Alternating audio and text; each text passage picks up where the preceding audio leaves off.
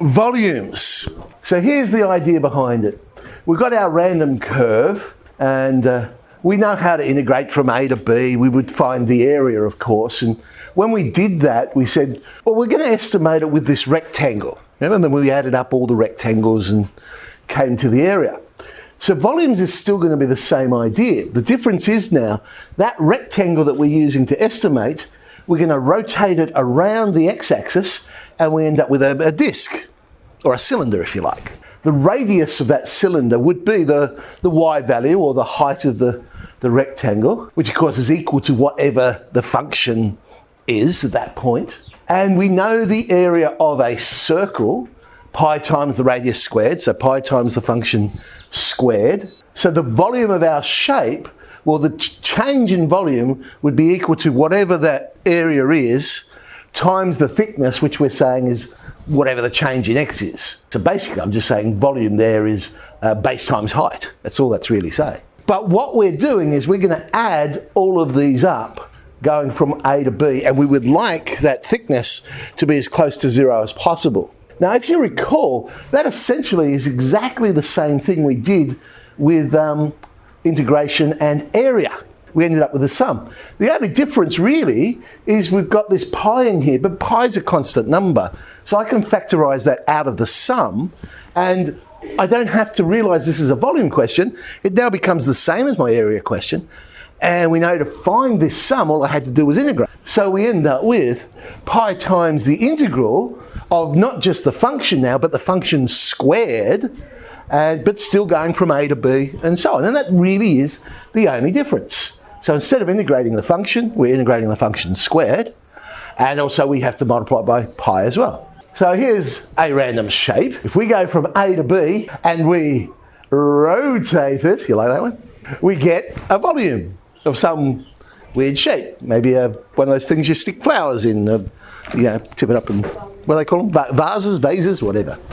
Okay, so if we want to find the volume of a solid of revolution, so of course all of these things have circular cross sections. We could say that the volume is pi times the integral from A to B of y squared dx, so y, whatever function x is.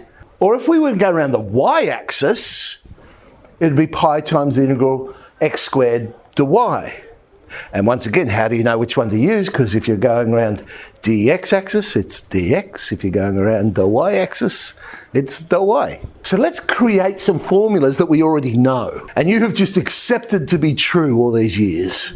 We're going to prove them. We're going to find the volume of a cone. If I was to rotate this line, some straight line, y equals m times x. If we were to rotate it round, there we go, we'd end up with a cone. There's a different picture of it. There's the cone we get when we rotate it. Pi times the integral of y squared dx. Well, y in this case is mx. So m squared x squared is what we're integrating. Well, m is a constant, so I could pull that out. Integrate the x squared, we get 1/3 x cubed. We're going from 0 to h, the height of the cone. We end up with the formula for the volume of a cone. 1/3 pi m squared h cubed. Of course, not what you recognise to be the volume of a cone. The reason is this formula has the slope of the cone in it. So let's get rid of that slope. Now the radius would be the height there, so the slope would equal r over h, the radius over the height. Substitute that in, and we get our familiar formula, pi r squared h over 3. Let's do the sphere. So we're going to rotate. Well, really, we're probably just rotating the semicircle. We don't need to rotate the whole circle. So we're rotating it around. There we go. There's the wire diagram of it. So pi times the integral of y squared dx.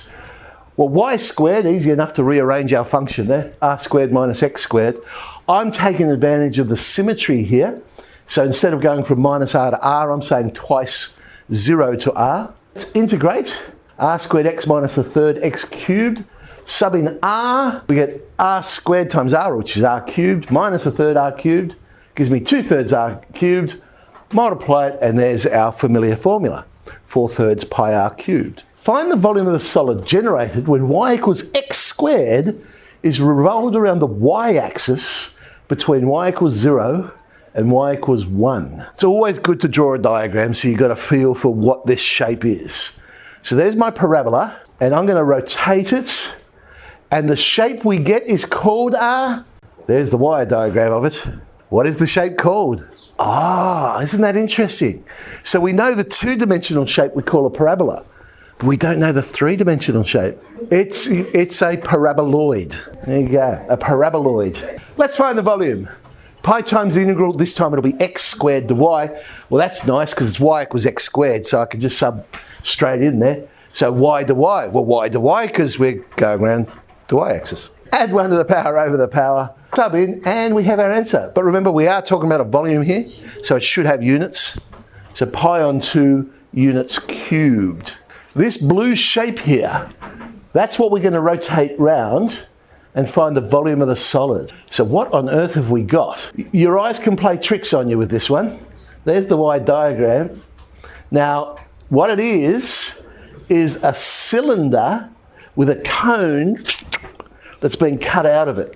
The cone is pointing that way, if you can see it in the Y diagram. Sometimes it will pop out and look like it's going the other way. But that's the wonderful thing about optical illusions, I suppose.